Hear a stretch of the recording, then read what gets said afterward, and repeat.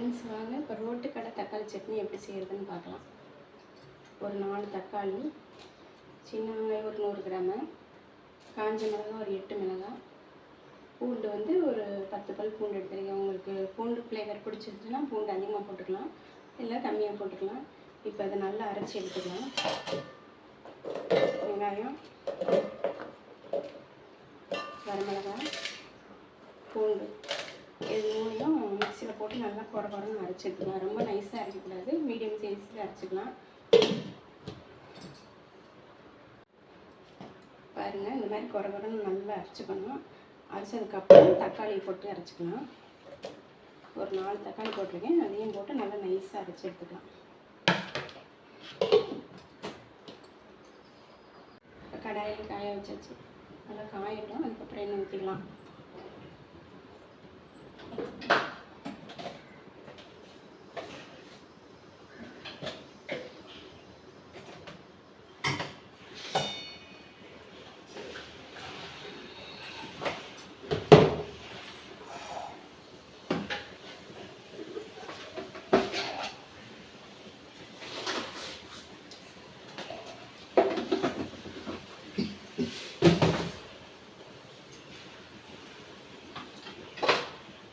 எண்ணெய் ஊற்றிக்கலாம்.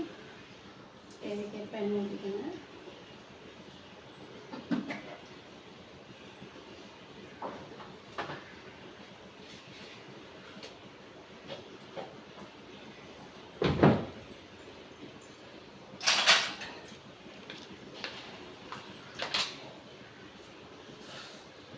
கடுகு ஒரு ஸ்பூனு,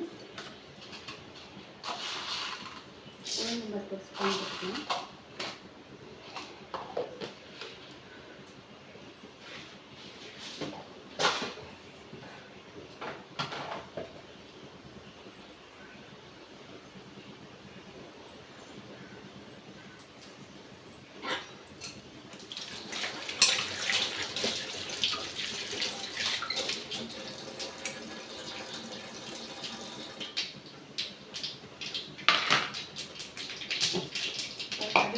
நல்லா பொரிஞ்சிருச்சு. இப்போ வந்து அரைச்சி வச்ச பேஸ்ட் ஊற்றிக்கிறேன்.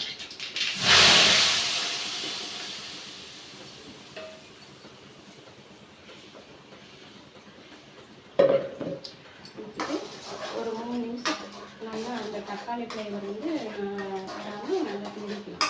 ஒரு 3 நிமிஷம் மட்டும் இருக்கட்டும்.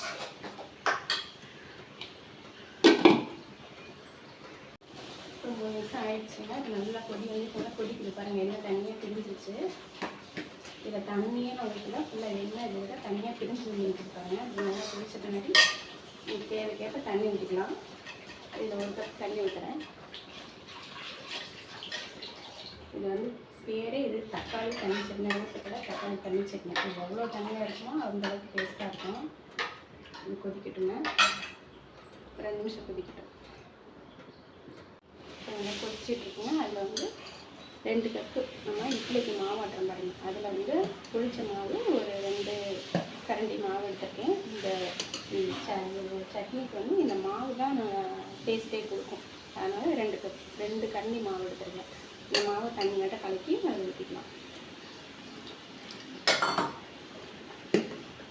இதில் மெயின் பாயிண்ட்டே இந்த மாவு தாங்க. மாவு நல்லா அப்படி கலக்கி அதில் ஊற்றிட்டோம்னா உங்களுக்கு ரோட்டு கடை சட்னி எப்படி இருக்கோ அதே மாதிரி அந்த டேஸ்ட்லேயே வரும்.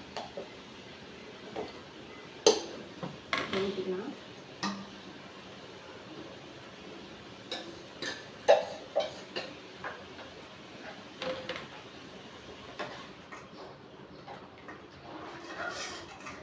பாருங்க, இது தண்ணியாக இருக்குது. இது பேரே தண்ணி சட்னி தான். தேவைக்கேற்ப உப்பு போட்டுக்கலாம். ஒரு 5 நிமிஷம் கொதிக்க வச்சு இறக்கிடலாம். இப்போ சட்னி ரெடி ஆகிடுச்சு பாருங்க. இவ்வளோ தண்ணியாக இருக்குது. இப்படி தண்ணி இருந்தால் தான் சட்னி டேஸ்ட்டாக இருக்கும். இந்த தோசைக்கு இட்லிக்கு இந்த சட்னி ரொம்ப டேஸ்ட்டாக இருக்கும். அதை செஞ்சு பாருங்கள். உங்களுக்கு அந்த ஃப்ளேவர் அப்படியே கிடைக்கிற ரோட் கடை சட்னி எப்படி செய்யணுமோ அதே மாதிரியே இருக்கும் டேஸ்ட்டு. ரொம்ப சூப்பராக இருக்குங்க. செஞ்சு சாப்பிட்டு பாருங்கள். இந்த ரெசிபி பிடிச்சிங்கன்னா ஒரு லைக் பண்ணுங்கள் ஃப்ரெண்ட்ஸ். பாய்.